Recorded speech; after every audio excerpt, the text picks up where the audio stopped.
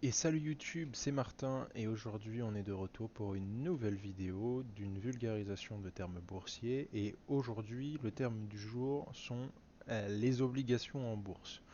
On va parler et expliquer ce qu'est une obligation, donner un exemple très simple pour vous aider à comprendre et déterminer si cette solution est une solution moins risquée que d'investir dans les actions d'une compagnie et dans les stocks de manière générale en bourse. Alors, une obligation, qu'est-ce que c'est? Les obligations, ce sont des titres de dette qui peuvent être soit publics, soit privés.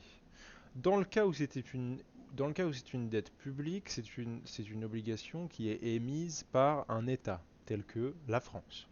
Et quand il s'agit d'une dette privée, il s'agit d'une dette qui est émise par une entreprise, tout simplement.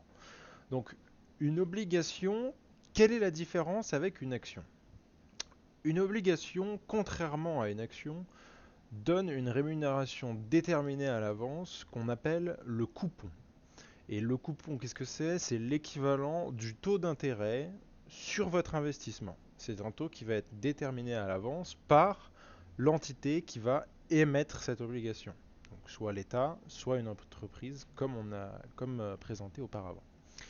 Donc, quelle est la différence entre une obligation et un crédit? Vu que vous allez donner de l'argent à une compagnie en vous attendant à un pourcentage d'intérêt. Euh, la plupart des crédits en banque, c'est la grosse différence avec une obligation, c'est que avec une obligation, la dette obligataire n'est pas amortissable. Qu'est-ce que ça veut dire? C'est-à-dire que la somme empruntée par l'entité doit être remboursée intégralement à l'échéance de l'obligation.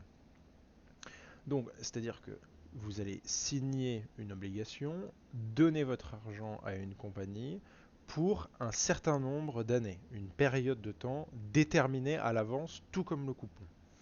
À la fin de, de cette période de temps, la compagnie ou l'État auquel vous avez prêté votre argent devra vous rembourser la totalité de la somme que vous leur avez donnée au départ.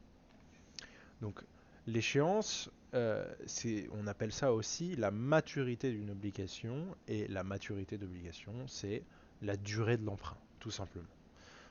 Pour donner des exemples un petit peu plus parlants, des pays tels que la France et la plupart des pays européens peuvent se permettre d'émettre des obligations dont le terme est de 3, 5, 10 ans. Aux États-Unis, de manière générale, les obligations sont 5, 10 et 30 ans.